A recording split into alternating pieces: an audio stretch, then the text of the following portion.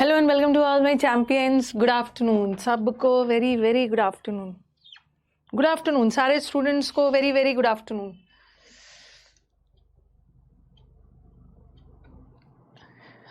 सबको very very good afternoon. Yes, ये practice batch है। प्रैक्टिस बैच में हमारे स्टूडेंट्स को पता ही है, सबसे पहले हम प्रैक्टिस बैच में क्लोज टेस्ट करते हैं और एकदम बेसिक लेवल से स्टार्ट कर रही हूँ। ठीक है, तो जो हमारे बिगिनर्स वाले बच्चे हैं वो बिल्कुल भी डरेंगे नहीं और कंफ्यूज नहीं होंगे। इस मंथ में पूरा बेसिक चलेगा, थोड़ा सा आपके अंदर कॉन्फिडेंस डाल दिया जाए क्लोज टेस्ट, PQRS और पैसेज को लेकर, थोड़ा सा अंदर कॉन्फिडेंस आ जाएगा ना, फिर अब कर लोगे। ठीक है, तो इस मंथ तो पूरा बेसिक वाला चलेगा, नवंबर मंथ में मॉडरेट चलेगा, दिसंबर मंथ में थोड़ा सा हाई लेवल जाएंगे सबके लिए, चाहे क्लोज टेस्ट हो, चाहे पैराजम्बल्स हो, चाहे पैसेज हो। ठीक है, गुड मॉर्निंग, गुड आफ्टरनून सबको, वेरी वेरी गुड आफ्टरनून। अरे मैंने यूट्यूब से पढ़ा है, बैच बोर्ड से हो जाएगा। चलो ठीक है, ज़्यादा स्मार्ट बनने की कोशिश नहीं है, किसी को कुछ भी गाइड करने की ज़रूरत नहीं है। बच्चा समझदार है, वो अपना सीख जाएगा कि किसको यूट्यूब से पढ़ना है, किसको पेड क्लास में पढ़ना है। ठीक है, नहीं तो गाइड ही करते रह जाते हो। हाँ, कल वो क्या, कल क्या हुआ था ना, कल हमारे एरिया में जियो की तरफ से कुछ प्रॉब्लम हो गया था। ओके, जियो फाइबर डिसरप्ट हो गया था, अचानक से क्लास बंद हो गया था। उनका मैसेज भी आया है, 1-2 घंटे के लिए थोड़ा सा नेट डिस्टर्ब रहेगा। 1-2 घंटे बोला था, लेकिन फिर आ गया था, लेकिन क्लास के बाद ही आया था, 1 घंटे बाद ही आया था। कोई टेंशन की बात नहीं है, कल मैं उसको रिपीट कर दूंगी। ठीक है, अभी वो सेशन छोटा सा है, मैं कल पूरा सेशन करवा के, छोटा वाला वीडियो हटा के पूरा कंप्लीट सेशन ऐप पे डलवा दूंगी। टेंशन नहीं लेना, ये मेरे ऊपर है ना। हाँ, ये मेरे ऊपर है। कल वो कैप की क्लास में फिर से स्टार्ट कर दूंगी, टेंशन की क्या बात है। फिर से हम लोग लोक वाला वो कैप कर लेंगे, अब टेंशन मत लो। चलो स्टार्ट किया जाए। क्लोज टेस्ट है, ठीक है। पहले भी कोई स्लाइड है नहीं? अच्छा, मैंने आपको अभी, ये प्रैक्टिस बैच है, ठीक है। प्रैक्टिस बैच में आपको पहला वाला सेट सबको मिल गया है। आपने देखा होगा, मैं सेट 1 सेट 2 डाल रही हूँ। पहला वाला सेट मैंने आपको करवाया था, उसमें मैंने आपको सेट दे दिया है, PDF डाल दिया है आंसर के साथ। ठीक है, आंसर के साथ PDF है वहां पे। क्लोज टेस्ट का भी आंसर है, ठीक है, PQRS का भी आंसर है और पैसेज का भी आंसर है। एरर तो मैं पूरा नहीं करवा पाई थी, एरर आप टिक करते जाना। मिल गया है ना सबको? सबको मिल गया है? पहले एक बार बता दो मुझे। मॉर्निंग के क्लास की आंसर इसलिए नहीं आई है ना, क्योंकि मॉर्निंग का क्लास अभी मैंने कंप्लीट नहीं करवाया है ना। कल मैं कंप्लीट करवा दूंगी, अभी उसमें से 20-30 क्वेश्चन बचा हुआ है, उसको करवा के कल आंसर डाल दूंगी। ओके, हाँ, ऐप पे, अच्छा ऐप पे भरोसा है, मुझे लगा ऐप पे भरोसा है। ओके, चलो स्टार्ट किया जाए। हाँ, चलो स्टार्ट किया जाए। मैंने 2 क्लोज टेस्ट करवा दिया था। अब ये वाला क्लोज टेस्ट, सुधा मूर्ति का नाम तो सबने सुना होगा।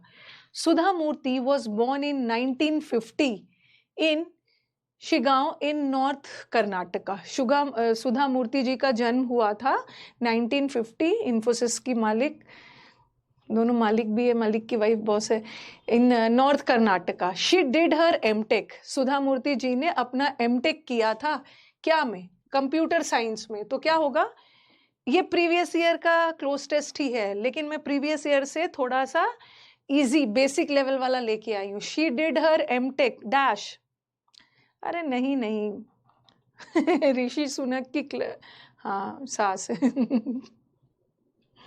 ओह चलो, मेरे को बताओ क्या होगा।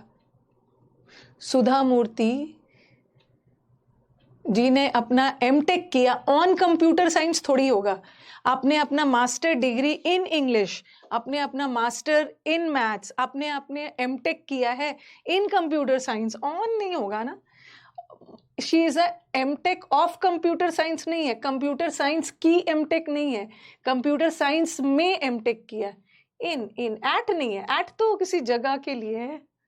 एट ऑन कौन बोल रहा है? She did a master on computer science, she did a master in, बोलते हैं ना, I did a graduation in English, graduation in maths, master किया था कंप्यूटर साइंस में। ऑफ नहीं बता रहा, ऑफ पोजेशन बताता है, ऑफ मालिकाना अधिकार बताता है। The books of Ram, Ram की किताबें, किसकी किताबें, तो ऑफ नहीं लगाएंगे। ऑन तो हम डेट्स और डेज के लिए लगाते हैं, किसी अवसर के लिए, ओकेजन के लिए, on the occasion of Dussehra, वो सब के लिए। इन उन्होंने अपना कंप्यूटर साइंस किया इन computer science and is now the chairperson. अब वो चेयरपर्सन है इंफोसिस फाउंडेशन की। तो बताओ क्या होगा, chairperson of an Infosys foundation. यहाँ पे आर्टिकल का एरर है, आज सुबह ही आपने पढ़ा था। एन क्या होता है, एन इनडेफिनेट आर्टिकल होता है। इनडेफिनेट का मतलब है अनिश्चित, किसी खास के लिए नहीं, किसी खास के लिए नहीं होगा। जैसे एन एप्पल का मतलब होता है एक एप्पल, कोई भी एप्पल हो सकता है, और द एप्पल का मतलब होता है कोई खास एप्पल के लिए। तो ये तो डेफिनेट है, डेफिनेट है, और अ भी इनडेफिनेट है। अच्छा एक चीज मुझे और बताना था, अरे स्लाइड ही नहीं दिया इन्होंने मुझे, चलो कहीं से मैं ले लेती। मैंने इसको छोड़ो, मैंने लिखा आई हैव अ बुक, ठीक है, आई हैव अ बुक और आई हैव वन बुक, दोनों करेक्ट है, ठीक है। मेरे पास, आप बोलोगे मैम दोनों जगह तो एक ही किताब है ना, आई हैव अ बुक, मेरे पास एक किताब है और मेरे पास यहाँ भी एक किताब है, दोनों करेक्ट है, बट दोनों में डिफरेंस क्या है, ये आर्टिकल है, ठीक है। मेरे पास एक किताब है, अ बुक का मतलब एनी बुक, कोई भी बुक हो सकता है, ठीक है। बट जब भी आप संख्या बोलते हैं ना, जब भी आपके पास कितनी किताबें, अगर मैंने आपसे पूछा कि आपके पास कितनी किताबें हैं, तो आप बोलोगे ना, अगर संख्या बतानी हो, तो अगर आपको बोलना है कि मेरे पास एक किताब है, संख्या बतानी है, तो अब वहां पर आई हैव अ बुक नहीं बोलोगे, आई हैव वन बुक। जब आपको किसी चीज की संख्या पे जोर डालना है तो वहां नंबर का यूज करोगे। हिंदी करोगे तो दोनों का सेम होगा, आई हैव अ बुक, मेरे पास एक किताब है, आई हैव वन बुक, मेरे पास एक किताब है। तो संख्या बताने के लिए वन लगाना, ठीक है। तो यहाँ पे जो सुधा मूर्ति जी थी वो इन्फोसिस फाउंडेशन की चेयरपर्सन थी, तो यहाँ संख्या नहीं बताया जा रहा ना, एक इन्फोसिस फाउंडेशन की चेयरपर्सन नहीं थी ना, तो वन तो वैसे ही हट गया, वन ऐसे ही हट गया, इसका आंसर ये वन ऐसे ही हट गया। और दूसरी बात याद रखना है कि किसी खास के बारे में बोली जा रही है। एन भी इनडेफिनेट आर्टिकल है, एन में कोई निश्चित नहीं है। आज सुबह आपने पढ़ा था कि अ और एन इनडेफिनेट के लिए यूज होता है और द डेफिनेट के लिए यूज होता है। तो किसी खास की फाउंडेशन ना, खास की बात हो रही है, आंसर इज द, ठीक है। She was the chairperson of, क्या थी चेयरपर्सन किसकी, इन्फोसिस फाउंडेशन की, ओके। हाँ, वन नंबर्स बताता है। और दूसरा, a prolific dash in English and Kannada. अब प्रोलिफिक ये कौन थी, प्रोलिफिक मतलब बहुत ज्यादा एक्सपर्ट, क्या थी, रीडर थी, राइटर थी। आप बोलोगे कि मैम यहाँ तो समझ में नहीं आ रहा है कि वो प्रोलिफिक स्पीकर भी हो सकती है, वक्ता, पोएट भी हो सकती है, रीडर भी हो सकती है, राइटर भी हो सकती है। तो आपको नहीं पता चल रहा है तो आगे जाके पढ़ोगे, नॉवेल्स, बुक्स, शॉर्ट स्टोरीज, ट्रैवलॉग्स, ये सब लिखने वाले को क्या बोलते हैं, हाँ ये स्पीकर तो नहीं है, उपन्यास बुक लिखने वाले को पोएट थोड़ी बोलते हैं, पोएट बुक्स थोड़ी लिखते हैं, पोएट तो पोइट्री लिखते हैं, कविता लिखते हैं, रीडर थोड़ी थी वो, राइटर थी, राइटर। ये भी आपका एग्जाम का ही है, थोड़ा सा you fall in love with ये, उसके बाद फिर आगे बढ़ेंगे। ये वाला जो बैचेस है ना, अब इसमें डेमो वगैरह खत्म करना है। ये जो प्रैक्टिस बैच है इसमें डेमो चलेगा सैटरडे को भी, ओके। और समुद्र मंथन में कल फ्राइडे है, डेमो चलेगा, उसके बाद सब डेमो वोमो बंद हो जाएगा और मंडे से फुल फ्लेजेड क्लासेस अपना शुरू। अब देखो, सुधा मूर्ति ने बहुत सारे नॉवेल्स वगैरह लिखे थे, a prolific writer in English, she dash novels, तो शी, हाँ अब देखो टेंस का खेल है, यहाँ पे फ्यूचर है, ठीक है, और यहाँ पे राइटिंग है, हमें वर्ब चाहिए ना, ध्यान देना है। यहाँ पे शी सब्जेक्ट है और सब्जेक्ट को तो वर्ब चाहिए ना, और आईएनजी फॉर्म बगैर इज एम आर का वर्ब होता ही नहीं है, ये आईएनजी वर्ब है ही नहीं। अब बोलोगे मैम इस आईएनजी को वर्ब क्यों नहीं मान रहे हो?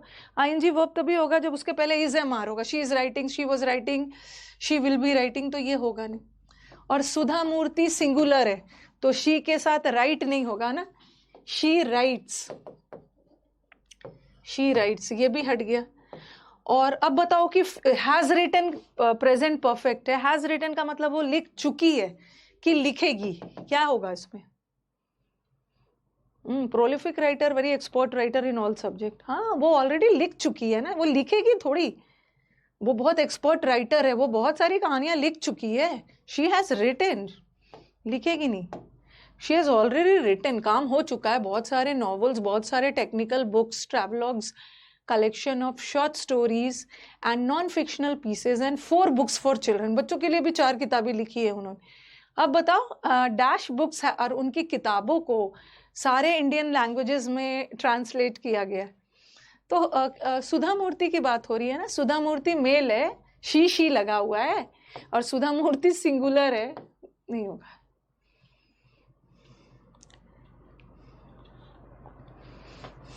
ओके इसका भी आज आपको आंसर के साथ पीडीएफ मिल जाएगा।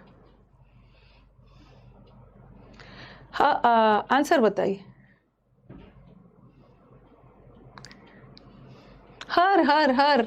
हर बुक्स, उनकी किताबों को लिखा गया है।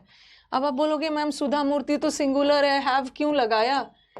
तो ये जो हैव है ये सुधा मूर्ति के लिए नहीं है, सुधा मूर्ति की किताबों के लिए है, और किताबें प्लूरल है, हैव लगा। स्कोर बताइए, स्कोर शेयर करिए।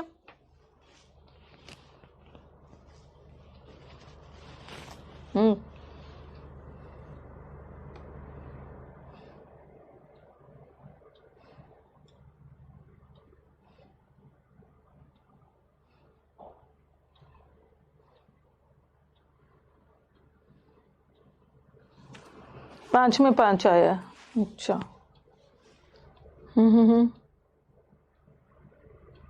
ओके, ये बोलते हैं क्लोज टेस्ट का मतलब अच्छे से समझा दीजिए। अरे ये क्या है, ये क्लोज टेस्ट अच्छे से समझा दीजिए। अब मैं कैसे समझाऊं? सुधा मूर्ति जी का जन्म ना 1950 को हुआ था, उन्होंने एमटेक किया कंप्यूटर में, वही तो समझा रही थी। वो इन्फोसिस की चेयरपर्सन थी, उसने बहुत सारा नॉवेल्स लिखा, उनके किताबों को सब तो हिंदी में ही समझा रही हूँ सब। चलो नेक्स्ट वाला, पहले आप बनाओ, पढ़ के आप बनाओ, उसके बाद मैं फिर आंसर आपसे लूंगी। एक बार आप ट्राई करो, इससे बेसिक और क्या जाएगा?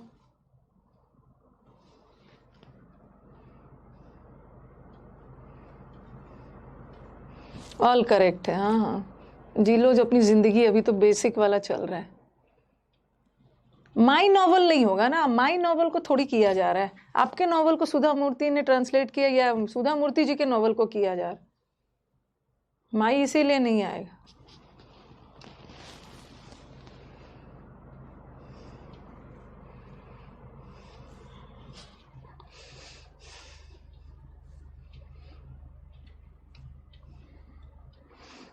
एक बार आप बनाइए फिर डन बोलिएगा।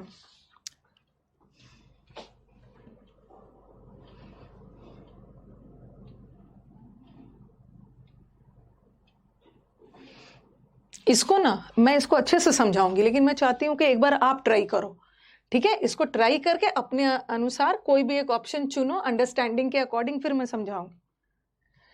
नहीं आप आंसर मत देना, आंसर मत दिया, आंसर मत दीजिए ना, फिर दिक्कत हो जाएगी। आंसर नहीं देना है, सिर्फ आप डन बोलो कि चलिए मैम आप स्लाइड बदलिए, हमारा ये वाला स्लाइड डन हो गया, सिर्फ डन बोलना, आंसर मत दीजिए।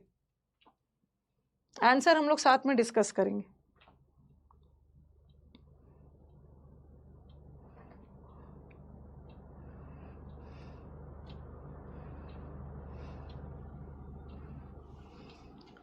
आप खुद देखोगे आपका बहुत इंप्रूवमेंट होगा, ठीक है? और बच्चे जब एग्जाम देने जा रहे हैं ना, मैंने इतना ज्यादा क्लोज टेस्ट करवाया है स्टूडेंट्स को कि जब वो एग्जाम देने जा रहे हैं बोल रहे हैं कि मैम ऐसा लग रहा है ना कि ऐसा टाइप से हमने कुछ किया था, ऐसे टाइप वाला ऑप्शन था। तो बहुत ज्यादा प्रैक्टिस करना है। डन हो गया, ओके चलो नेक्स्ट वाला।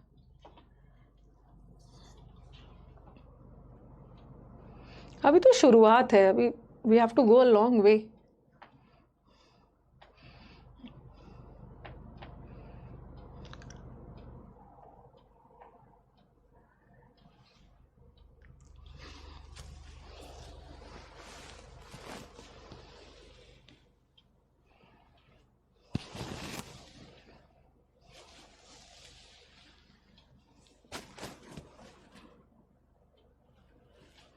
बिगनर हो तो ये बिगनर का ही बैच है, बूढ़े लोगों का बैच नहीं है।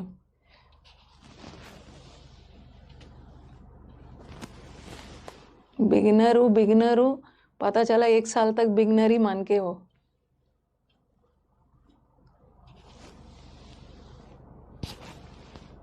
बन गया। पहले मैंने छोटा सा लिया है, धीरे धीरे आप देखोगे ना हमारा क्लोज टेस्ट 2 स्लाइड का हो जाएगा, थोड़ा लेंदी होगा। चलो, टोक्यो पैरालंपिक गेम्स के बारे में कहा गया है। चलिए, द 2020 वाला जो टोक्यो का Paralympic games began dash Tuesday. आप इसका आंसर बताना, डैश ट्यूसडे।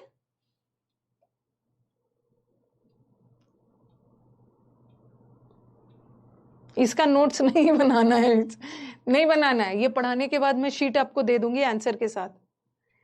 मंडे ट्यूसडे के साथ क्या लगता है? बाय मंडे ट्यूसडे थोड़ी है। बाय मंडे मतलब बाय ट्यूसडे तक शुरू होगा नहीं, वो शुरू हो चुका है। कब शुरू हुआ? On Monday, on Tuesday night को स्टार्ट हुआ। तो मंडे ट्यूसडे के साथ इन नहीं लगाते हैं, मंडे ट्यूसडे के साथ एट भी नहीं लगाते हैं, ठीक है। मंडे ट्यूसडे के साथ ऑन लगाते हैं ना, इजी है, on Tuesday. Okay, yes, 2020 Paralympics game start हुआ है ट्यूसडे रात में with the opening ceremony eight Japan's national stadium. Japan के नेशनल स्टेडियम में उसका उद्घाटन समारोह हुआ था, ठीक है। ये टोक्यो पैरालंपिक्स का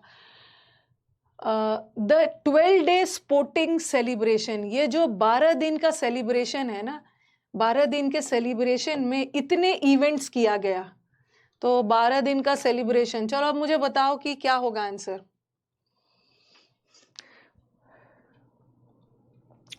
आंसर क्या होगा? ये बैच प्रैक्टिस बैच है, यही मान के पढ़ाया जा रहा है कि बच्चे का ग्रामर वगैरह कहीं ना कहीं कुछ हद तक बेसिक वाला पता है। नहीं नहीं नहीं नहीं नहीं, एक मिनट, ये जो 12 दिन का जो स्पोर्टिंग सेलिब्रेशन है ना, अब देखो, ये देखो सेंटेंस। सबसे पहले ये इंक्लूड और इंक्लूड्स में क्या डिफरेंस है? दोनों वर्ब। अच्छा, यहाँ पे वर्ब चाहिए ना, ये वर्ब चाहिए। अब मेरे को बताओ कि इस सेंटेंस में सब्जेक्ट किसको माना है? यहाँ पे वर्ब चाहिए, सेंटेंस स्टार्ट हो रहा है, इसमें अपने सब्जेक्ट किसको माना है? हम लोग पहला 4-5 दिन में मैं आपको इतना ज्यादा पार्ट्स ऑफ स्पीच पढ़ा देती हूँ ना कि आप खुद फील करोगे कि आपकी अंडरस्टैंडिंग लेवल बढ़ जाती है, चीजों को कर पाते हो। हाँ, नहीं, मुझे बताओ कि हमें यहाँ पे जो वर्ब लगाना है किसके लिए लगाना है? नहीं, किसके लिए लगाना है? सेलिब्रेशन के लिए। ये जो 12 दिन का सेलिब्रेशन जो चल रहा है, सेलिब्रेशन हमारे सेंटेंस का सब्जेक्ट है, नाउन है, और ये 12 दिन का स्पोर्टिंग सेलिब्रेशन ना, ये एडजेक्टिव है, ठीक है। कौन सा सेलिब्रेशन? 12 दिन का सेलिब्रेशन। तो हमें सेलिब्रेशन के लिए लगाना है, और सेलिब्रेशन तो सिंगुलर है, तो वर्ब भी तो सिंगुलर चाहिए। वर्ब सिंगुलर कब होता है? जब उसमें एस लगा हुआ है, ठीक है। आपने सब्जेक्ट वर्ब में पढ़ा है कि नाउन में एस लगता है तो प्लूरल बनता है, लेकिन जब वर्ब में एस लगता है सिंगुलर है और ये प्लूरल है। और हमें तो वर्ब चाहिए यहाँ पे, लेकिन आईएनजी तो वर्ब नहीं है ना। जब तक आईएनजी के पहले इज, एम, आर, वाज, वर ना आ जाए, आईएनजी वर्ब नहीं है। तो ये हट गया, एक ऑप्शन हमारा हट गया। और सेलिब्रेशन तो सिंगुलर है, तो वर्ब भी तो सिंगुलर चाहिए, बट ये प्लूरल है, ये भी हट गया। अब या तो इंक्लूड्स होगा या तो इज इंक्लूडेड होगा। हाँ, the 12-day sporting celebration is included. अच्छा सा देख लो दोनों में क्या डिफरेंस है। या तो आंसर ये वाला होगा, या तो आंसर ये वाला होगा। बट ये सेंटेंस एक्टिव वॉइस में और ये सेंटेंस पैसिव वॉइस में है। तो अब देखो कि सेंटेंस को एक्टिव जाना चाहिए या पैसिव जाना चाहिए। ये जो सेलिब्रेशन है ना, the 12-day celebration is included नहीं होगा। 12-day सेलिब्रेशन को हम इंक्लूड नहीं कर रहे हैं, सेंटेंस पैसिव थोड़ी जाएगा। हम यहाँ पे देखो, ये सब्जेक्ट है, ये 12 दिन के सेलिब्रेशन में इतने इवेंट्स है, 12 दिन का सेलिब्रेशन इंक्लूड करता है 539 इवेंट्स। हम 12 दिन के सेलिब्रेशन को इंक्लूड नहीं कर रहे हैं, 12 दिन के सेलिब्रेशन में इतने इवेंट। सेंटेंस पैसिव नहीं जाएगा, एक्टिव जाएगा। एक्टिव, एक्टिव इंक्लूड्स, पैसिव नहीं जाएगा। इज एम आर के बाद थर्ड फॉर्म आ गया तो सेंटेंस पैसिव हो जाता है ना, सेंटेंस पैसिव नहीं जाएगा, हाँ सेंटेंस एक्टिव जाएगा। ये 12 दिन का सेलिब्रेशन इंक्लूड करता है इतना इवेंट्स। अब यहाँ पे हमारा थोड़ा बच्चा कंफ्यूज होगा, बच्चा हमारा यहाँ पे कंफ्यूज होगा कि 22 includes a total of 539 events in 22 para dash. क्या होगा पैरा?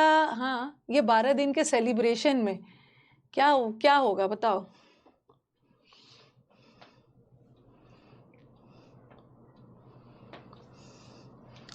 पास्ट में जा रहा है, कौन बोल दिया है? ये देखो, क्या ये पास्ट है? पास्ट थोड़ी है, ये एक जनरल बात कही जा रही है। जो पैरालंपिक्स टोक्यो वाला होता है ना, ये 12 दिन का होता है, ठीक है। आप बोलोगे मैम अचानक से सेंटेंस को आप प्रेजेंट कैसे लेके जा सकते हो? सबसे पहले जो स्टूडेंट बोल रहे हैं ना मैम सेंटेंस पास्ट जा रहा है, तो ये तो नहीं होगा। कुछ को लगेगा इंक्लूडेड क्यों नहीं है। देखो ये सेंटेंस टोक्यो का ओलंपिक गेम हुआ, पास्ट जा रहा है, यहाँ भी पास्ट जा रहा है, बीच में प्रेजेंट इसलिए चला गया कि एक जनरल बात कही गई है। ये टोक्यो वाला जो गेम है ना, ये 12 दिन का होता है, तो एक जनरल बात कही गई है, उसको प्रेजेंट में रखना। हाँ, क्या होगा? Para athletics. यहाँ पे बच्चा फंसेगा, पैरा एथलेटिक्स। अच्छा, पैरा कंट्रीज तो नहीं होगा, कंट्रीज नहीं होगा। पैरा इवेंट क्यों नहीं होगा? क्योंकि यहाँ पे बोला है ना इस इवेंट में 539 जो इवेंट होता है, ओके, इसमें हम पैरा डैश को शामिल किए गए, तो इवेंट्स भी हट गया। अब या तो पैरा स्पोर्ट्स होगा या पैरा इवेंट्स नहीं होगा, इवेंट्स नहीं होगा, ओके। ये सेलिब्रेशन है, सेलिब्रेशन में 539 इवेंट्स होते हैं, और इवेंट्स में पैरा एथलेटिक्स होगा या स्पोर्ट्स होगा। चलो मेरे को बताओ कि स्पोर्ट्स और एथलेटिक्स में क्या डिफरेंस, स्पोर्ट्स और एथलेटिक्स में क्या डिफरेंस है, जरा बताना, कमेंट बॉक्स में बताइएगा। स्पोर्ट्स और एथलेटिक्स में डिफरेंस क्या है?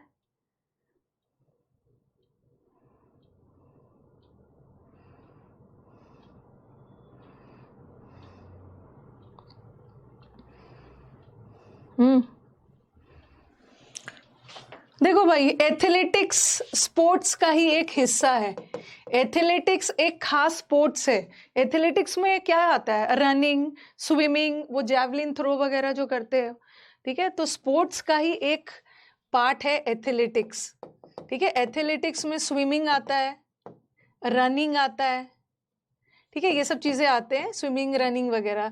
तो स्पोर्ट्स का ही एक हिस्सा है एथलेटिक्स। बट ये टोक्यो पैरालंपिक्स में सिर्फ 12 दिन जो चल रहा था, उसमें सिर्फ एथलेटिक्स थोड़ी हो रहा था, उसमें हर एक टाइप का स्पोर्ट्स हो रहा था, हर एक टाइप का गेम्स हो रहा है, सिर्फ दौड़ने वोड़ने वाला थोड़ी हो रहा है। Sports answer. हाँ, एथलेटिक्स में, एथलेटिक्स स्पोर्ट्स का ही एक टाइप है। स्पोर्ट्स में बहुत सारा होता है, स्पोर्ट्स में क्रिकेट भी होता है, स्पोर्ट्स में और भी बॉक्सिंग वगैरह भी होता है, लेकिन एथलेटिक्स में क्रिकेट बॉक्सिंग नहीं आता। एथलेटिक्स में तो थोड़ा दौड़ने वाला है, तो यहाँ पे स्पोर्ट्स होगा। पैरा स्पोर्ट्स, वो जो चल रहा था, स्पोर्टिंग सेलिब्रेशन था, तो उसमें सिर्फ स्विमिंग विमिंग नहीं चल रहा था, सारे स्पोर्ट्स शामिल थे। दूसरा, हाँ, द ओपनिंग सेरेमनी। और ये जो ओपनिंग सेरेमनी हुआ ना, एक एम्प्टी स्टेडियम में,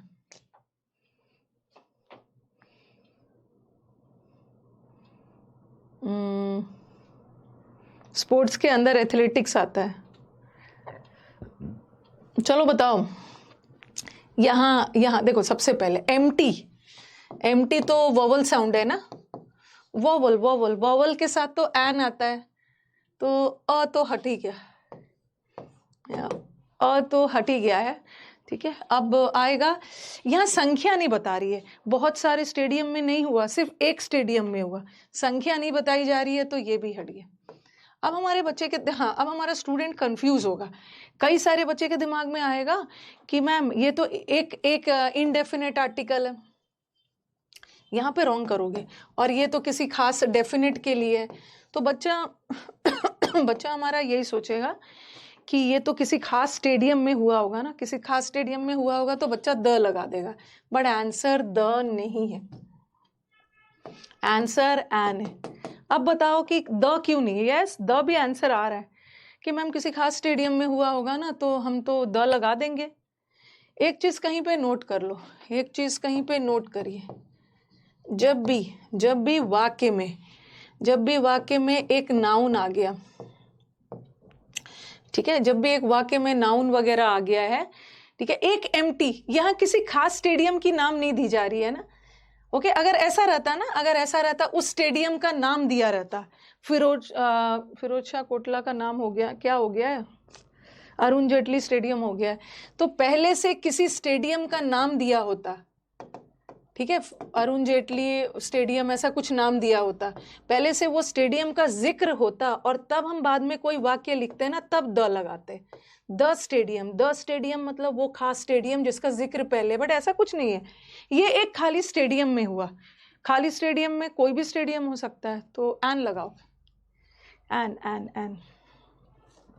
स्टेडियम के बारे में कहीं भी स्टेडियम का नाम कहीं नहीं लिया गया। ओके, एक एम्प्टी स्टेडियम था, opening ceremony. Okay, the game should have, क्या होगा,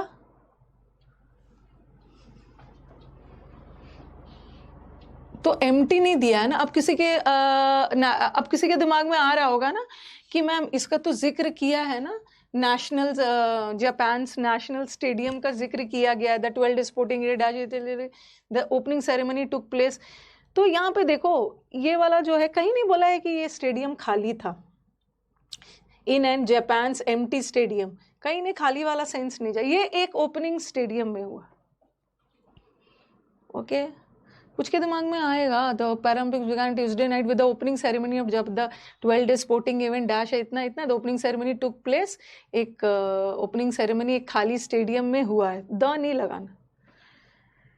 ओके, और हैव के साथ तो वर्ब का थर्ड फॉर्म होगा, द गेम्स, एक बहुत सारा खाली स्टेडियम है, एक स्टेडियम में हुआ, उस खास खाली स्टेडियम में नहीं हुआ।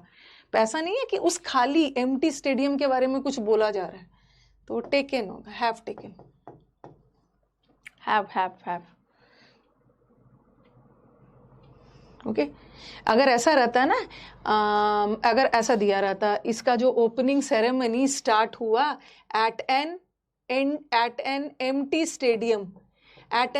स्टेडियम इन जापान, और फिर वहां पर हम लगाते द एम्प्टी, वो खास खाली वाला, लेकिन यहाँ पे एम्प्टी का जिक्र नहीं है। स्कोर बताइए,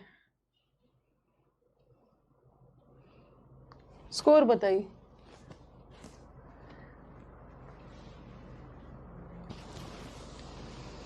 यहाँ पे हमारे बच्चों का टुक नहीं होगा, अरे हैव के साथ टुक थोड़ी होगा। The game should have taken place last year, game को लास्ट ईयर ही होना चाहिए था, बट कोविड के वजह से पोस्टपोन हो गया था। हाँ, हमारे स्टूडेंट्स का 4 आया है, मेरे को बस वही लग रहा है कि स्टूडेंट ने इसको रॉन्ग किया था, स्टूडेंट को ने इसको रॉन्ग किया है, उसी वजह से 4 आ गया है, नहीं तो 5 में 5 तो आ ही जाता। स्टेटमेंट एक ओपनिंग स्टेडियम में हुआ है। और एक चीज़, थोड़ा तो अभी मैंने एडजेक्टिव आपको पढ़ाया नहीं है ना, एक चीज़ थोड़ा सा ट्रिक लगा सकते हो कि मैम कुछ बताइए जिससे याद हो जाए। जब भी कोई एडजेक्टिव आया, ठीक है, एम्प्टी स्टेडियम, अब जो बच्चे एडजेक्टिव नहीं पढ़े हैं ना, उसको दिक्कत होगा, और यहाँ पे रहेगा एम्प्टीएस्ट या एम्प्टियर मतलब जो दो के बीच में खाली हो, और एक होगा एम्प्टीएस्ट, ये डिग्रीज है, ठीक है, ये एडजेक्टिव का डिग्रीज है। तो जब भी सेंटेंस में कंपैरेटिव डिग्री हो, ईआर, और सुपरलेटिव डिग्री हो, तो द लगाना। जब भी कोई एडजेक्टिव आ गया और उसके साथ एक पॉजिटिव डिग्री हो, तो एन लगाना। एन एम्प्टी स्टेटमेंट, तो यहाँ पे पॉजिटिव डिग्री था ना, इन एन एम्प्टी। अगर एम्प्टीएस रहता ना, एम्प्टीयर मतलब दो के बीच में खाली, किसी खास के बारे में बात हो रही। एम्प्टीएस्ट मतलब जो बहुत सारे स्टेडियम के बीच में जो सबसे खाली है, तो यहाँ पे दो के बीच में कंपैरिजन हो रहा है, बहुतों के बीच में कंपैरिजन हो रहा है किसी खास को लेकर, बट यहाँ तो कोई भी स्टेडियम हो सकता, ये याद रखो, ठीक है। क्या बोल रहे हैं मैम? अ होगा ना, क्योंकि स्टेडियम के लिए एन कैसे होगा? माय गॉड, ये भी प्रॉब्लम है।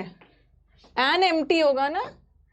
अरे एम एम एम एम, अ का साउंड आ रहा है ना, एम अ का साउंड आ रहा है, वोवल का साउंड आ रहा है ना, वोवल के साथ तो एन लगाओगे, एन लगाओगे, ठीक है।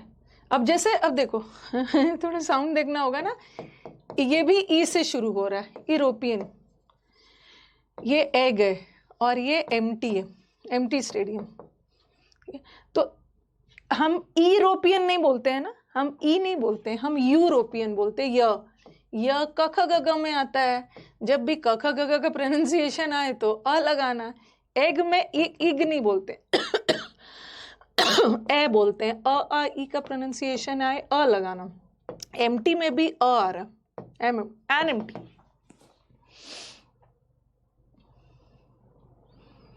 Okay, vowel sound. तो ये वाला तो हो गया। चलो अब अरेंजमेंट एक बार अपने से अटेम्प्ट करो, एक बार आप अपने से अरेंजमेंट को अटेम्प्ट करिए। वोवल साउंड है।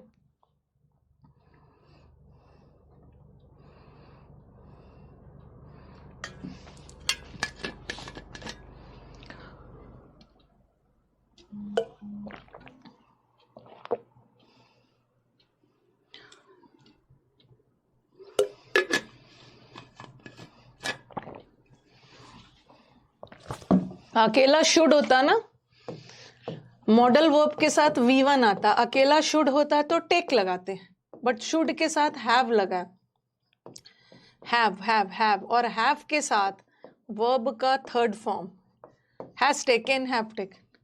चलिए भाई, आंसर बता दिया।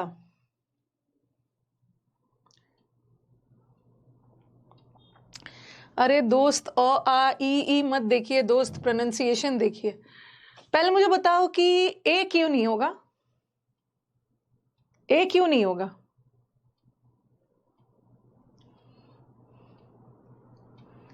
ए क्यों नहीं होगा? ए में शी लगा है, उसने बहुत सारी विपरीत परिस्थितियों को सामना किया और सक्सेस हासिल किया। उसने शी प्रोनाउन है, और कभी भी वाक्य प्रोनाउन से स्टार्ट नहीं होगा, वाक्य में पहले नाउन चाहिए। इसका मतलब है कि ये रामा पुअर गर्ल, रामा एक पुअर गर्ल थी, रामा के लिए बोला गया है, तो ए से तो वाक्य शुरू ही नहीं होगा। ए तो खैर ऑप्शन में है भी नहीं। अगेन शी आ गया, दो ऑप्शन, तीन ऑप्शन डी से, एक ऑप्शन सी से। शी तो होगा नहीं ना, शी नीडेड हेल्प, रामा को तो सी भी नहीं। अब हमारा ऑप्शन डी से ही शुरू होगा, डी से शुरू होगा, ठीक है। Rama was a poor girl, ठीक है। रामा, अपने ऑप्शंस देखो, डी सी दोनों जगह, डी सी, और यहां पे डी बी। चलो मुझे बताओ कि डी के बाद सी होगा या डी के बाद बी होगा, बता देना।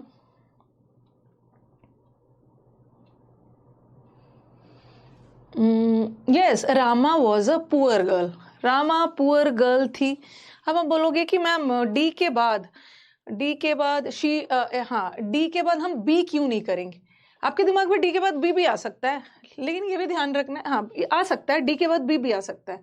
रामा पुअर थी, उसको फाइनेंशियल सपोर्ट की जरूरत थी अपनी ग्रेजुएशन करने के लिए, ठीक है। उसको ग्रेजुएशन के लिए आर्थिक मदद की जरूरत थी, इसीलिए ना, अर्न वाइल यू लर्न, उसको गरीब थी, उसको आर्थिक मदद चाहिए था, इसीलिए पढ़ाई के दौरान वो मेहनत भी करती थी। तो सी के बाद ही बी आएगा ना, सी के बाद बी आएगा, सी के बाद ही बी आएगा, बी के बाद सी नहीं आएगा। मेरे को बताओ, पहले कमेंट बॉक्स में बताओ। उसको फाइनेंशियल सपोर्ट की जरूरत थी, वो किसी से मांगी नहीं, वो पढ़ने के दौरान ही सोच लिया कि मैं अर्न करूंगी। सी के बाद बी आएगा, बट यहाँ बी के बाद सी, ये भी हट गया, ये भी हट गया। अब तो क्लियर हो गया, डीसी डीसी। अब देखना है कि बी के बाद ए आएगा या ए के बाद बी आएगा। इतना तो पता चल गया कि डी के बाद सी ही आएगा दोनों ऑप्शन में। उसको फाइनेंशियल सपोर्ट की ज़रूरत थी और वो पढ़ाई के दौरान ही पैसे भी कमाने लगी और इवेंचुअली मतलब अल्टीमेटली वो सारी विपरीत परिस्थितियों से उभरकर उसने सक्सेस भी हासिल किया। तो ए लास्ट में होना है, ठीक है, ए को बीच में नहीं, ए को लास्ट, लास्ट। चलो नेक्स्ट, बना के बताइए मुझे।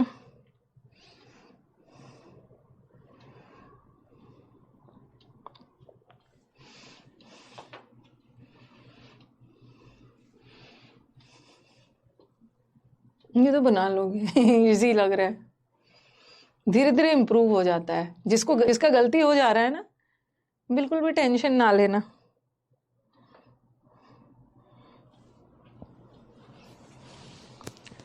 एक से दो ही ये बैच को चलाएंगे। ये बैच में ना टाइम मिसमैच हो जा रहा है, ज़्यादा चला जा रहा है और उस वजह से सारा लंच वंच इधर उधर हो जा रहा है, लेट हो जा रही हूँ।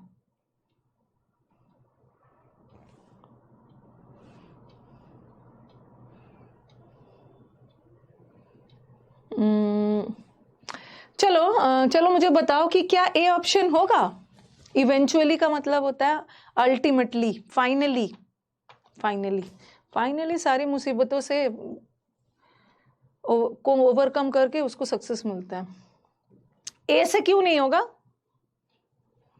10 इट 10 वाला मतलब 10 इस प्रकार, 10 वाला सेंटेंस पहला तो कभी हो ही नहीं सकता है।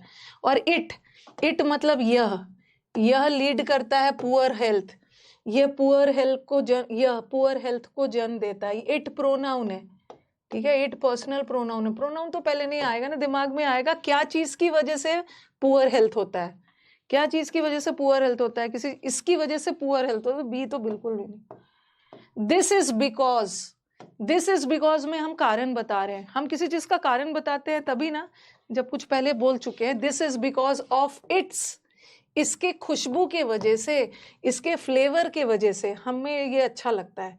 इसकी खुशबू, किसकी खुशबू, ये भी हट गया। अब सी सही होगा। Children as well as teenagers, children हो या बड़े बच्चे हो, सबको जंक फूड खाना अच्छा लगता है। सी से ही शुरू होगा। अब देखो, हाँ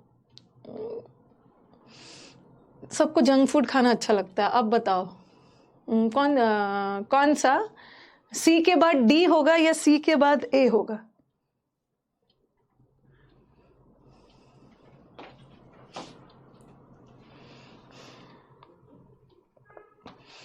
देख लो, सी के बाद ए होगा, सी के बाद डी होगा।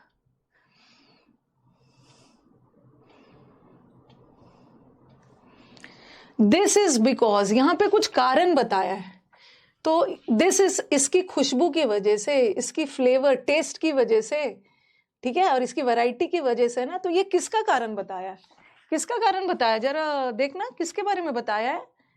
सी के बाद ये सी के बाद ए ही होगा ना, सी के बाद ए होगा। हाँ ओके, हाँ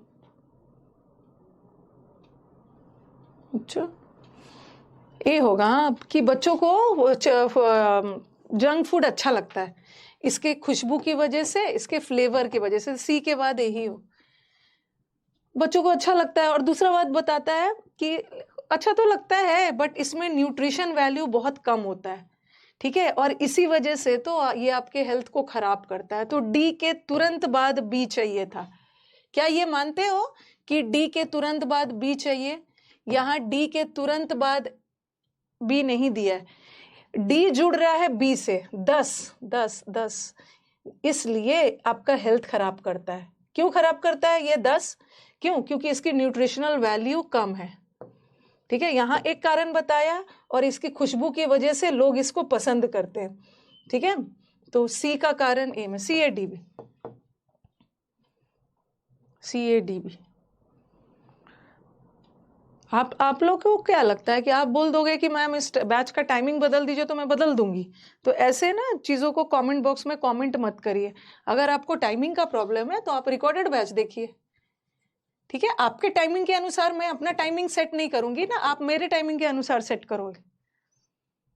CADP, ठीक है, ये आंसर है। No no, at no cost, you have more work to do ना, तो आपसे भी ज्यादा मेरे को वर्क है, ठीक है। तो काइंडली ये सब अननेसेसरी के डिमांड्स मत करिए, ब्लॉक हो जाओगे, ठीक है। चलो ठीक है, तो जिसको नहीं समझ में आया एक बार पूछेंगे, ठीक है। एक बार देख लेना कि बच्चों को चाइनीज और वो सब खाना बड़ा पसंद होता है। क्यों पसंद होता है बच्चों को चाइनीज खाना? इसका खुशबू, इसका कलर वगैरह सब बड़ा अच्छा होता है, लेकिन इसका न्यूट्रिशनल वैल्यू बड़ा कम होता है, और इसी वजह से तो हेल्थ खराब हो जाता है, मेंटल डिसऑर्डर हो जाता है ये।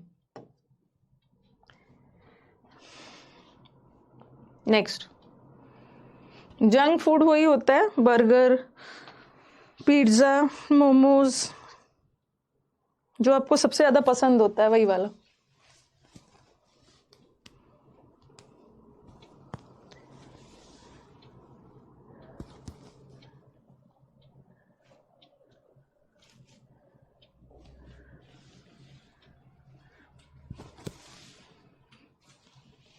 जंक फूड जंक फूड आपके सेहत के लिए बर्गर, मोमोज, पिज्जा वाला। रोटी चावल जंक फूड नहीं है।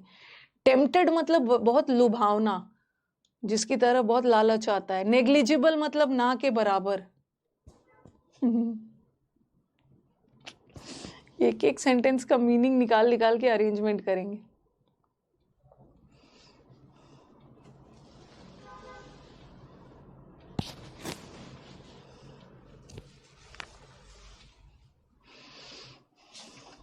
ऑप्शंस को छाटिए। मैं चाहती हूं कि मेरे स्टूडेंट्स कम से कम 2 ऑप्शन को तो छाट ही दे।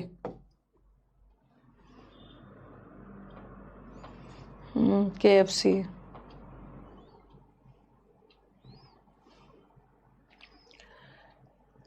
सारा ऑप्शन तो बी से ही हो रहा है, सारा ऑप्शन बी से शुरू हो रहा है, तो इतना तो कंफर्म है।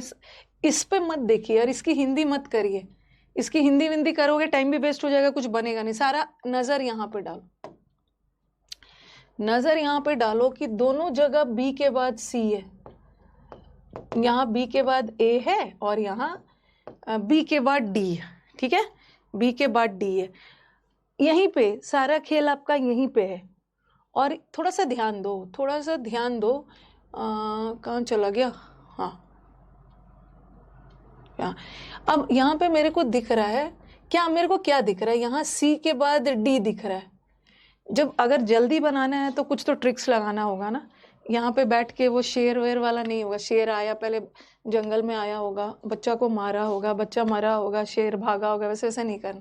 सी डी और यहाँ पे डी सी, यहाँ पे फिर से सी डी और यहाँ पे डी सी। अगर मैं सी और डी में कौन सा पहले आएगा ये डिसाइड कर लेती हूँ ना, तो मेरे 2 ऑप्शन ऐसे ही छट जाएगा। तो आप देखो, हाँ।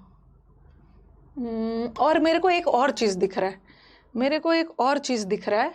आपको बहुत सारे तरीके हैं। यहाँ पे डी ए है।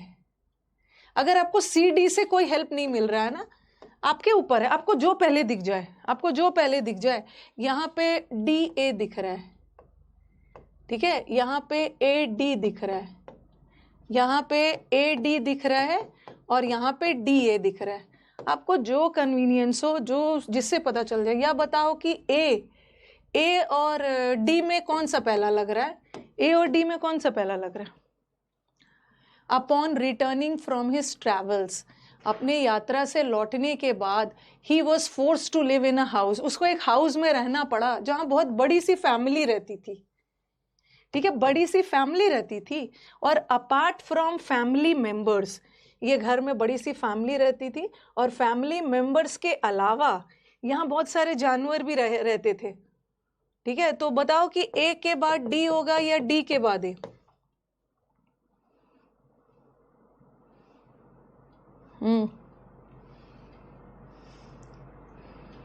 क्या होगा जरा बताना।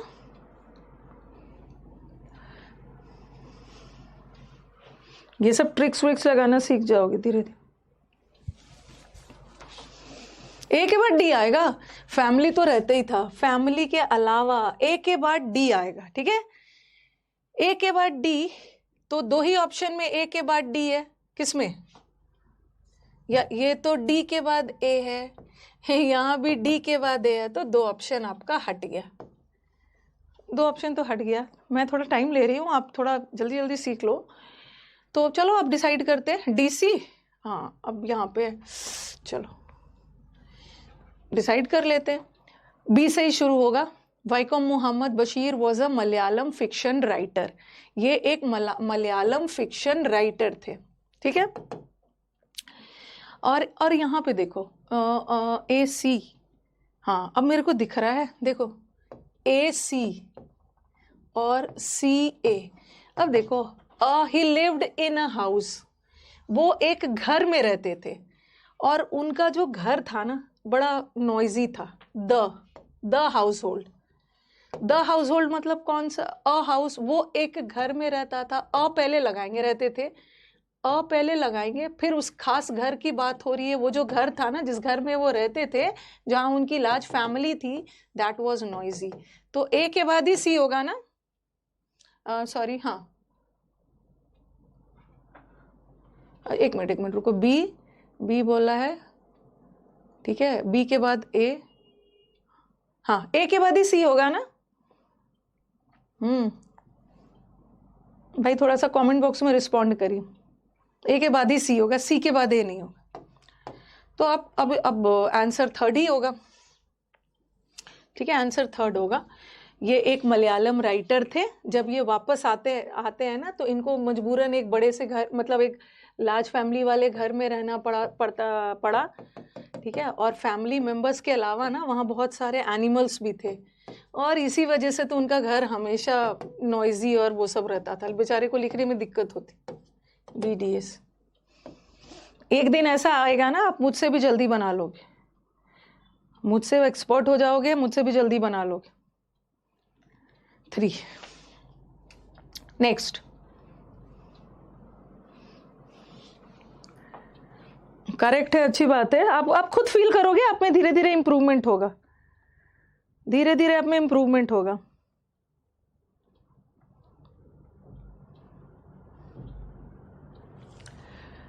Even the most well-equipped lab would have been better than their shed. Their उनका शेड, उनका जो शेड है ना जहां रहते थे, उससे अच्छा तो लैब होता है। उनका मतलब किनका, ये तो होगा ही नहीं। उनका मतलब किनका, ये तो दो ऑप्शन तो पहले ही हट गया। अब ये जो बोल रहे हैं द क्यूरीज, ये जो क्यूरीज है ना, इनको, क्यूरी फैमिली को बहुत ज्यादा गरीबी में रहना पड़ता था। डी होगा। अब बताओ, दोनों डी से, डी के बाद क्या आएगा?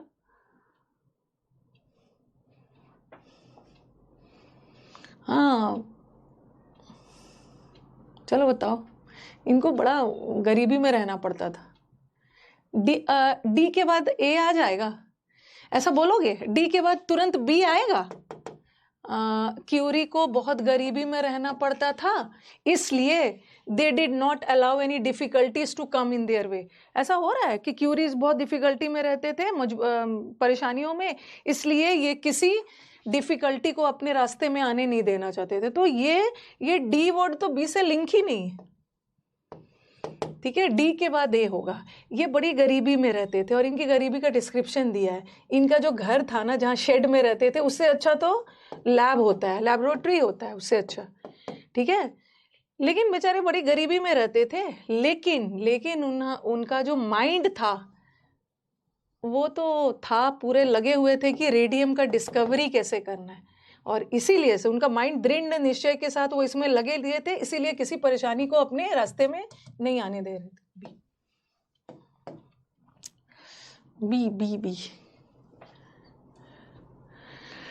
ओके, चलिए पैसेज पढ़िए पहले, एक बार आप पढ़िए, so that I get to know कि आपको कितना समझ में आया। आपकी असली इंप्रूवमेंट पैसेजेस में होने वाली है, नहीं तो जितना भी पढ़ लो कुछ नहीं होने वाला।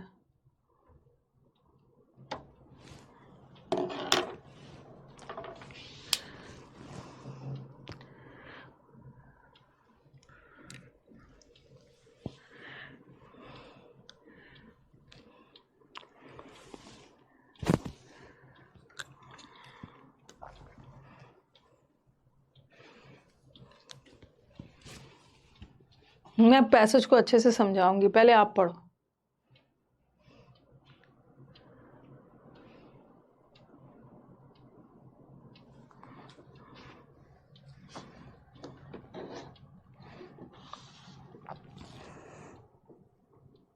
पढ़ के डन बोलना। नहीं, क्वेश्चन दिखाने का काम अभी नहीं करूंगी, अभी आप लोग बिगनर हो ना, बिगनर हो अभी आप।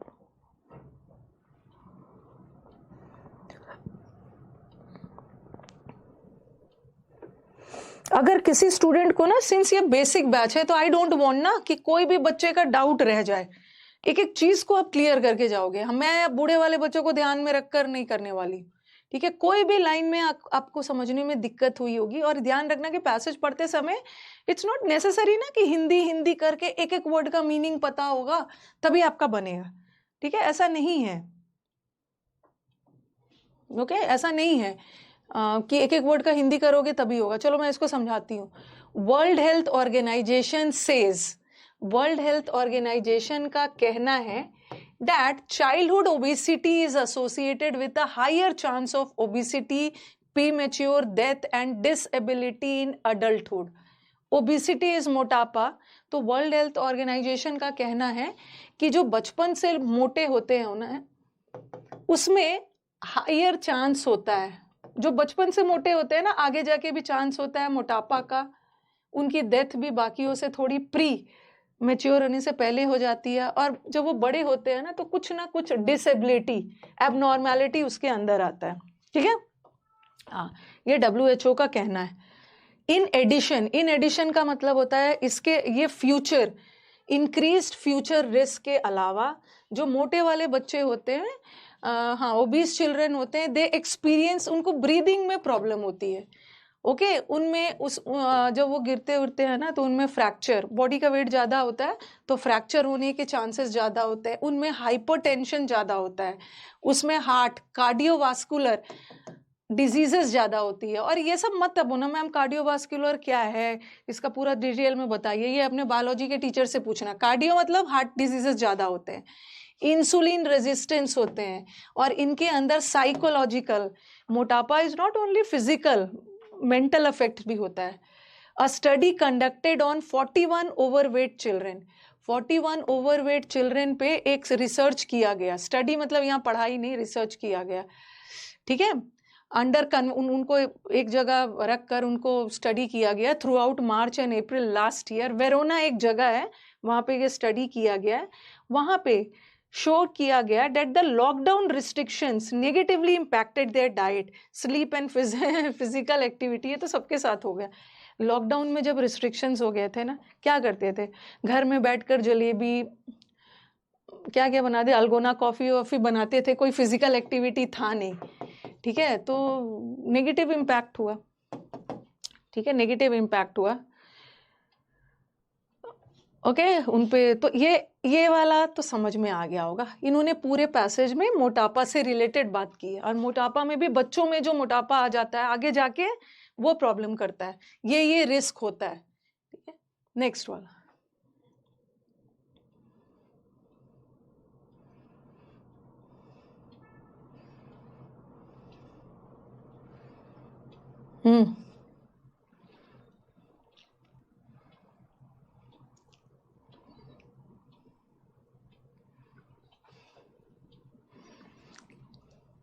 मतलब कोविड के समय में क्या क्या हुआ। अरे नोट नहीं करना है, नोट वोट नहीं करना है इसको।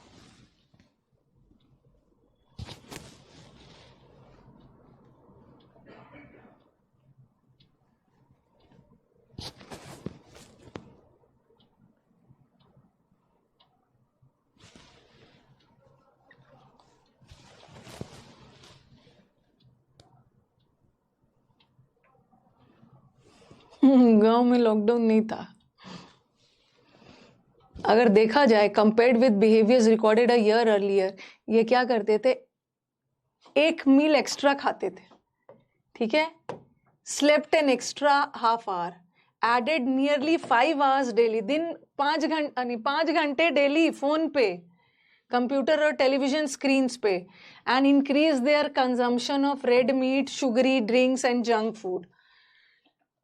दिन भर टीवी देखना, ये सब टीवी वगैरह देखोगे, ज़्यादा सोने लगे, 5-6 घंटा फ़ोन और कंप्यूटर पे बिताने लगे, रेड मीट ज़्यादा खाने लगे, शुगरी ड्रिंक लोगे तो चाहिए, ये सब जंक फूड से तो मोटापा बढ़ेगा ही।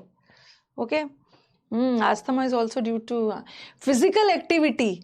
फिजिकल जो शारीरिक वाली एक्टिविटी होती है ना, ऑन द अदर हैंड मतलब दूसरा पहलू देखा जाए तो उनका फिजिकल एक्टिविटी 2 घंटा कम पड़ गया पर वीक, डिक्रीज हो गया, कम नहीं पड़ा, डिक्रीज हो गया। School environment provides a structure and routine around meal times, physical and the entire predominant lifestyle implication in obesity risk.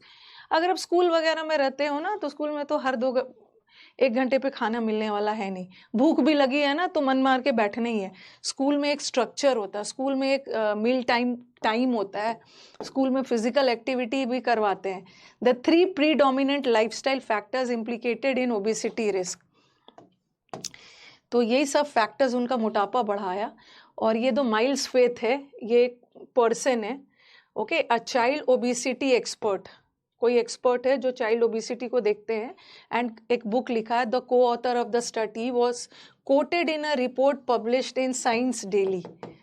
ठीक है, ये सब इन्होंने ये जो है ना, ओके, ये वाला इन्वर्टेड कॉमर्स में दिया है, इन्वर्टेड कॉमर्स में दिया हुआ है, मतलब किसी के द्वारा कही गई बात या किसी के द्वारा दिया गया स्टेटमेंट। ये स्टेटमेंट दिया है किसने? इन्होंने दिया। ओके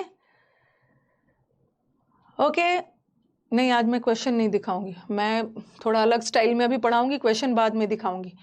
ये जो बूढ़े बच्चे आके ना, जो हमारे सीधे साधे नहीं, मतलब नए बचपन वाले बच्चे हैं, उनको डिस्टर्ब करेंगे, उनके मन में बैठ जाएगा मैम ये इतना जल्दी कैसे बना ले रहे हैं। ठीक है, तो बूढ़े बच्चे अभी नहीं, क्वेश्चन बाद में दिखाऊं। तो चलो मुझे बताओ, choose an appropriate title for the given passage. हाँ, क्या टाइटल है?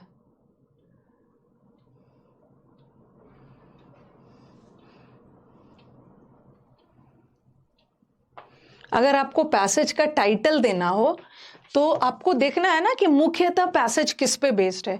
क्या ये पैसेज सिर्फ इटली में होने वाले बच्चों का ओबेसिटी मोटापा का है? नहीं। और अच्छा रहने के लिए अच्छा खाना खाना चाहिए, तो यहाँ पे ऐसा कुछ नहीं बोला इन्होंने, तो पूरा पैसेज को ही ओबेसिटी मोटापे पे किया है। और चाइल्डहुड हेल्थ में भी पूरे पैसेज पर इन्होंने चाइल्डहुड ओबेसिटी की बात की है। चाहे बच्चों की हेल्थ में तो गुड भी हो सकता है, बैड भी हो सकता है, बट इन्होंने पूरा बैड मोटापे वाले पहलू को डील किया है। बी होगा, बी। प्रीडोमिनेंट का मतलब है जो डोमिनेट कर रहा है, इंपॉर्टेंट, महत्वपूर्ण फीचर। ठीक है, आपने देखा होगा कि पूरे पैसेज में चाइल्डहुड के से रिलेटेड ओबेसिटी की बात की, ओबेसिटी। नेक्स्ट, अच्छा अभी मैंने आपको वैसे आपके बैच में ना मैंने टोन पढ़ाया नहीं है मैंने टोन पढ़ाया नहीं है, लेकिन मैं किसी दिन आपके बैच में टोन पढ़ा दूंगी। थोड़ा सा बता देती हूँ क्या पैसेज में, हाँ चलो मेरे को बताओ, पहले आंसर बताओ, टोन वगैरह क्या होता है, मैं किसी दिन आपको पढ़ा दूंगी। कोरैबोरेट करना मतलब एकदम वैलिडेट, जस्टिफाइड, तथ्यों के आधार पे स्टडी किया गया। कहीं से भी, इनफॉर्मल का मतलब होता है अनौपचारिक, इनफॉर्मल मतलब औपचारिक नहीं है, बट यहाँ तो एक सीरियसनेस, इनफॉर्मल स्पीच का मतलब है नॉट सीरियस, कोई औपचारिकता, कोई सीरियसनेस के साथ बात नहीं की गई है, तो ये पैसेज इनफॉर्मल नहीं है। ठीक है, ये फॉर्मल औपचारिक है, मतलब ऐसा होना चाहिए, ये सबके लिए है, तो ये नहीं हो। ह्यूमरस का मतलब है कॉमेडी वाला, ओके, कॉमिकल, कहीं से भी ये पैसेज कोई कॉमिकल है, कहीं से भी गुस्सा नहीं, it's a matter of fact. Matter of fact का मतलब क्या होता है? ये एक फैक्ट है, फैक्ट का मतलब है ये एक रियलिटी है, ओके, ये एक फैक्ट है, ये एक रियलिटी है, जिसको सब लोग ये बिलीफ है कि मोटापा बच्चों में होगा तो ऐसा ऐसा होगा। Matter of fact. अरे किसको हंसी आया इस पैसेज को पढ़कर? कौन सा इस पैसेज में इतना जोक वोक था कि आपको हंसी आ रही है, हंसते हंसते बेड से गिर जा रहे हो? बच्चों की मोटापा को लेकर, तो मैटर ऑफ फैक्ट का मतलब है yes, it's a very reality, fact है ये। बी जो आंसर दे रहे हैं, किसको आ गई है हंसी इतनी? ये एक मैटर ऑफ फैक्ट है, ये एक सच्चाई है, ये सच है, ये ट्रू है। नेक्स्ट, एक्सपर्ट, और भी है एक्सपर्ट का ये तो चलो बता देंगे बच्चे, एक्सपर्ट का सिनोनिम बता देना, ये तो इजी है।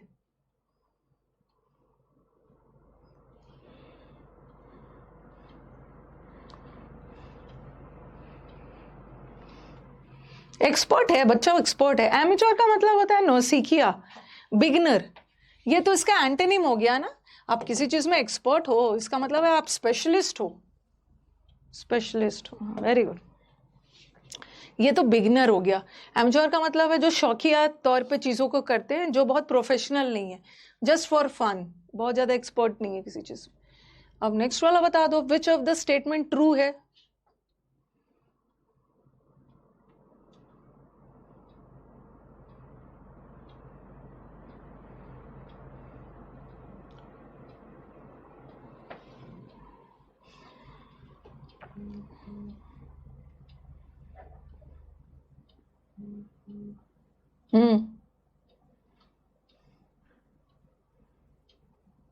कौन सा सही वाला स्टेटमेंट? पैसेज के अकॉर्डिंग बोलना, अपने जनरल नॉलेज के अकॉर्डिंग मत बोलना, पैसेज के अकॉर्डिंग।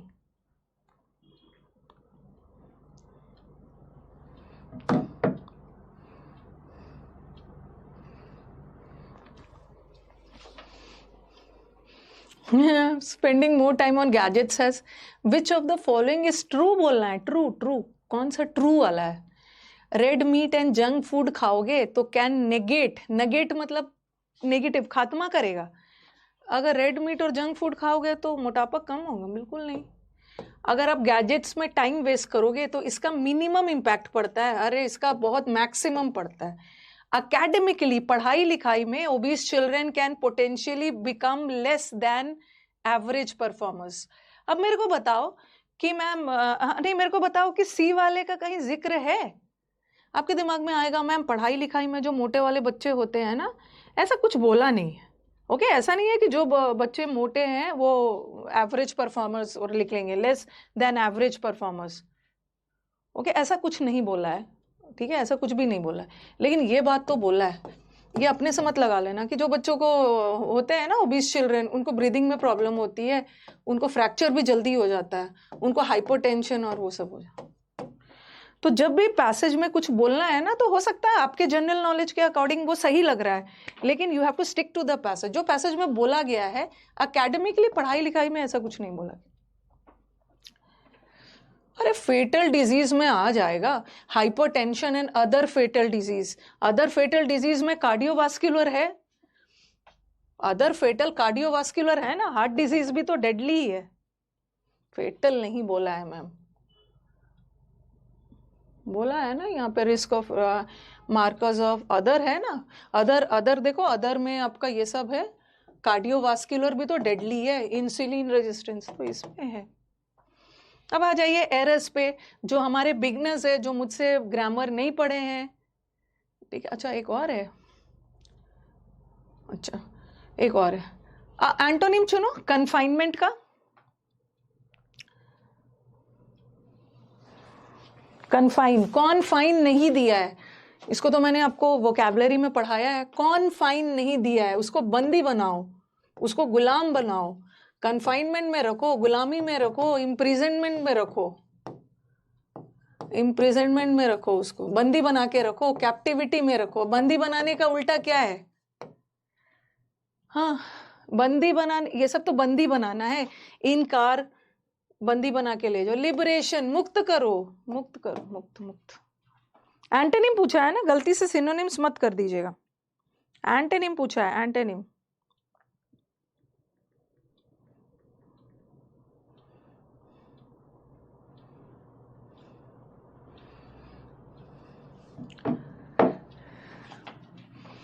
ठीक है, ये दोनों का सेम मतलब है, बंदी बनाना, गुलामी, बंधक बना के रख।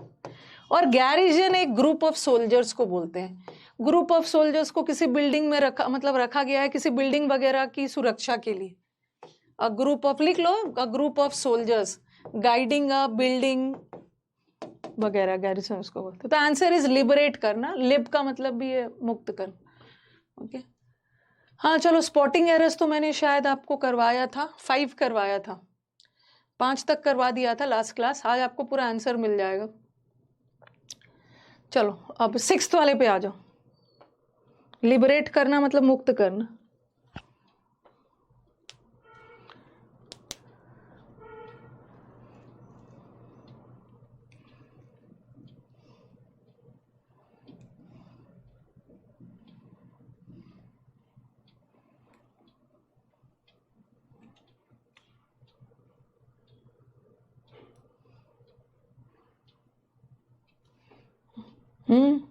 every employee of the company were given a 2-bedroom flat as Diwali bonus।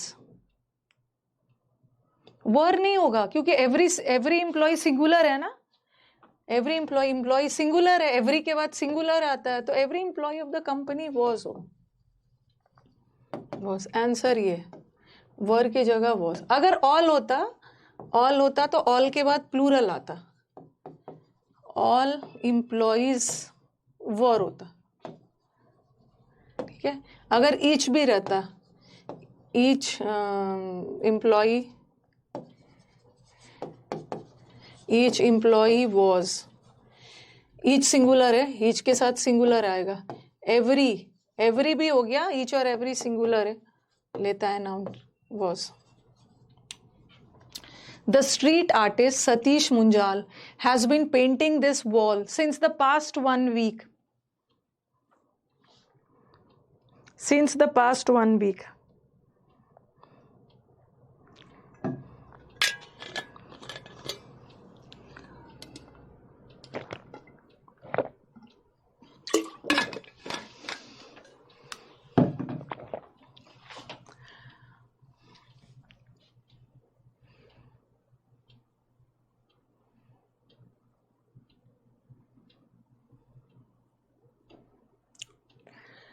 ये सिंस नहीं होगा।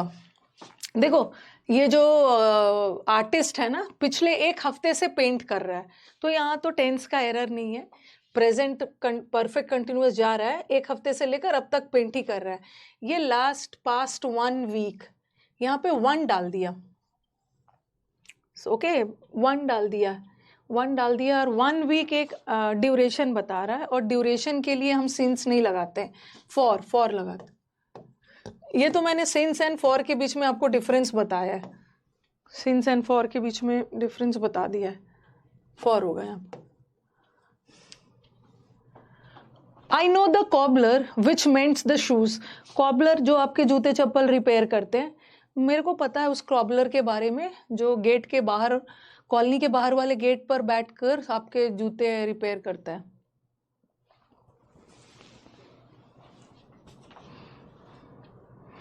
मैंने बोला था ना कि आज मैं 2 बजे एकदम बैच को खत्म करूंगी, लेकिन देखो हो गया टाइम, फिर से ज्यादा टाइम हो। पास्ट और लास्ट दोनों यूज हो सकता, for the past 1 week, for the last 1 week. ये जो विच है ये तो चीजों के लिए यूज होता है, बट ये तो कॉबलर के लिए लगा है। कॉबलर मतलब जो आपके जूते चप्पल रिपेयर करते हैं ना, तो वो तो एक व्यक्ति है ना, व्यक्ति के लिए हु लगेगा, who. I will rest for some time when we will rest for some time when we will reach the top। जब हम लोग टॉप पे पहुंचेंगे ना, तो हम लोग कुछ देर रेस्ट करेंगे।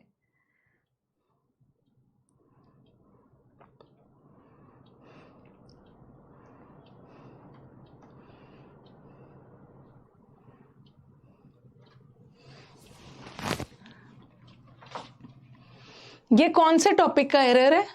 आपको याद होगा जब मैंने आपको टेंस में कंडीशनल सेंटेंस पढ़ाया था, और एक कंडीशनल सेंटेंस में 2 फ्यूचर नहीं होता है। कैसे पता चला कि ये कंडीशनल है? व्हेन से। और एक कंडीशनल में 2 फ्यूचर नहीं होता। कौन सा फ्यूचर हटेगा? जब कंडीशनल वाला, जब हम पहुंचते ही जब हम जैसे पहुंचेंगे हम रेस्ट करेंगे, rest rest rest when we reach. If so many catches had not been dropped, we would have won the match. अगर इतने सारे कैचेस ड्रॉप नहीं होता तो हम आसानी से मैच को जीत गए होते.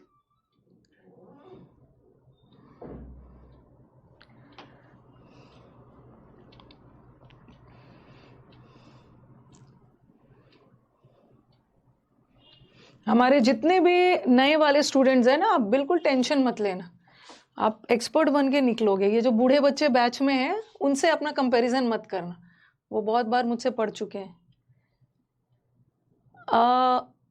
यस, अगर बहुत सारे कैचेस नहीं, देखो हैड के साथ, हैज़ के साथ, हैव के साथ और हैड के साथ कभी भी आईएनजी नहीं लगता है, V3 लगता है. और बीइंग तो आईएनजी है ना, बीइंग लगा दो, बीइंग बीइंग. अरे वी वुड हैव बीन थोड़ी होगा, we would have been one कहाँ से हो जाएगा, सेंटेंस पैसिव थोड़ी करना है. बीन वहां पे नहीं लगेगा, यहाँ लगे. Each of the girls have given an impressive dance performance. अब आपको लगेगा कि मैम इतने सारे गर्ल्स है, ठीक है, इतने सारे गर्ल्स है तो हैव तो सही लग रहा है ना, हैव तो वर्ब है.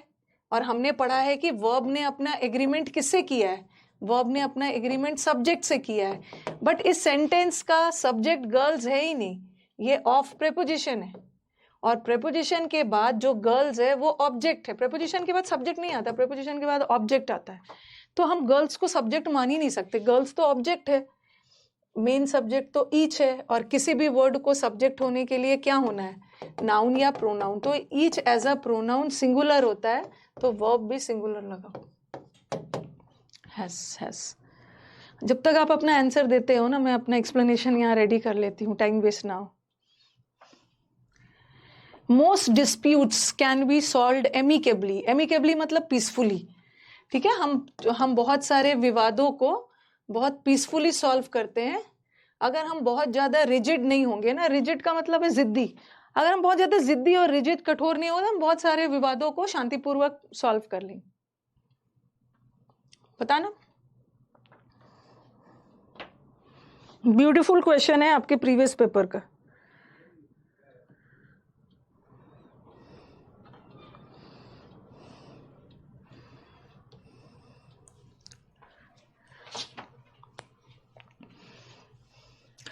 बहुतों के दिमाग में आ रहा होगा कि मैम अनटिल और अनलेस ना, पहले आंसर बता दो.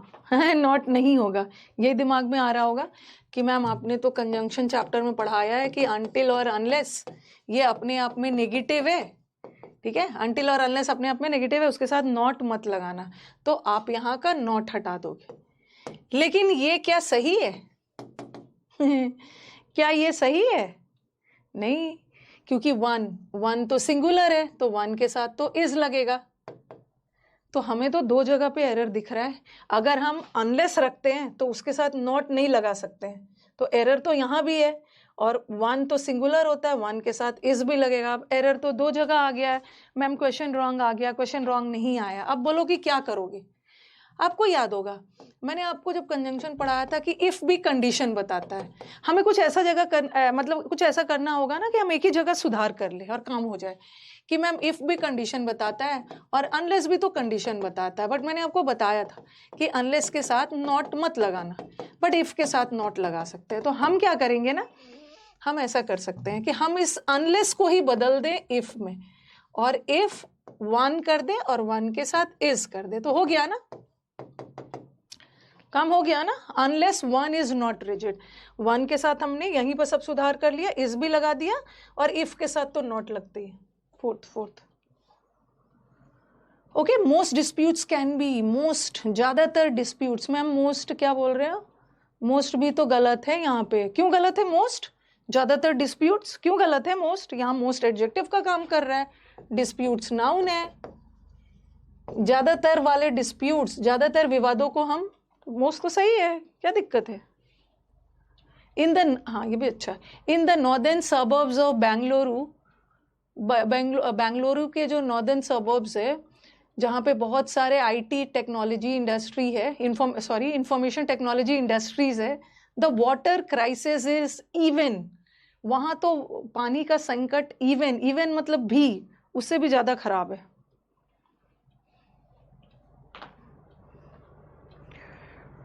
ये बैच अब सैटरडे को होने वाला है, लास्ट डेमो सैटरडे को रहेगा।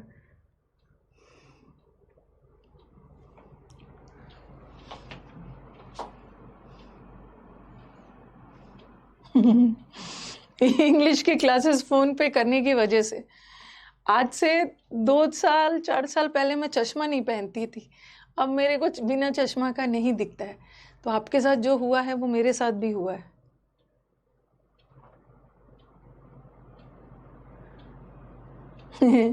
ये बोल रहे हैं ना वर्स्ट का मतलब है बहुतों में खराब।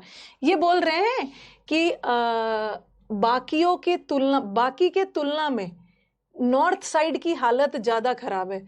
तो यहाँ पे 2 जगह का कंपैरिजन हो रहा है, एक जगह पे ईस्ट वेस्ट साउथ है, एक जगह पे नॉर्थ। इन सब की तुलना में नॉर्थ वाला ज़्यादा खराब है, तो 2 के बीच में तुलना हो रहा है। वर्स लगाओ, आपको पढ़ा है ना, बैड, वर्स और वर्स्ट इवन वर्सर नहीं होगा। अरे वर्सर कोई वर्ड नहीं होता है, वर्स अपने आप में कंपैरेटिव डिग्री है। फिर से इसमें ER मत लगा दें। खत्म करते हैं अब। नो सूनर आ गया आपका सदाबहार क्वेश्चन। नो सूनर, जल्दी से आंसर बताइए, तब तक मैं डिजाइन बना रही। नो सूनर आ गया। क्या क्या चीज याद रखना है? आपके आंसर का वेट कर रही हूँ।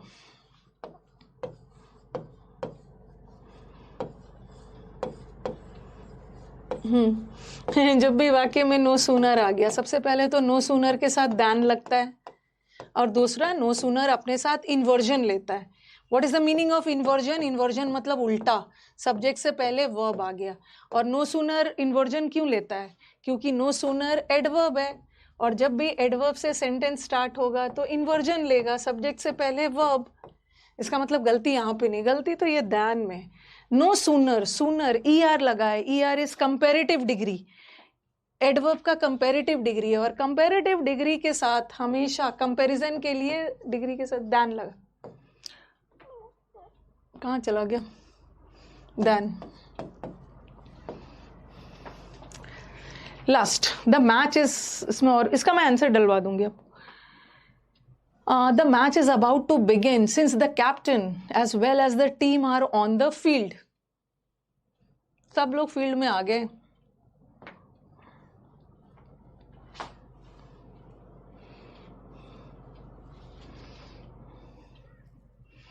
ठीक है, द मैच हमारे सेंटेंस का सब्जेक्ट है, इसका वर्ब ये है।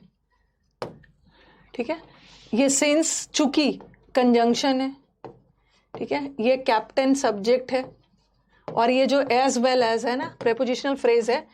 ठीक है, as well as prepositional phrase है। और मैंने आपको बताया था कि जब भी एज वेल एज से सेंटेंस जुड़ा हुआ है तो पहला वाला को देखना है। ठीक है, जैसे मैंने लिखा कैप्टन एज वेल एज अच्छा ऐसा लिखती हूँ, कैप्टन छोड़ो, the teacher as well as the students. आपको लगेगा अरे टीचर भी है स्टूडेंट्स भी है, चलो R लगा देते। जब भी एज वेल एज से जुड़ा है, as well as prepositional phrase है, तो इसके बाद जो भी नाउन आएगा ना वो उसका ऑब्जेक्ट होगा। वर्ब लगाते समय हमें सब्जेक्ट देखना है, इसके पहले वाला। ठीक है, आप बोलोगे कि मैम एज वेल एज वाले सेंटेंस में पहला को क्यों देखते हैं? क्योंकि एज वेल एज के बाद as well as prepositional phrase है, प्रेपोजिशन के बाद ये ऑब्जेक्ट आता है, हमें तो सब्जेक्ट देखना है। हमारा एज वेल एज वाला सब्जेक्ट सिंगुलर भी हो सकता है, प्लूरल भी हो सकता है, बट यहाँ कैप्टन है, सिंगुलर है, तो इज लगा, इस। ठीक है, आई थिंक अब खत्म हो गया। हाँ तो भाई चलो क्लास भी मैं बोलती हूँ टाइम से खत्म करूंगी। जिसको UC लाइव ऐप को ये अब तो डेमो लास्ट डेमो है। ठीक है, अब आप अपना एडमिशन ले सकते हो।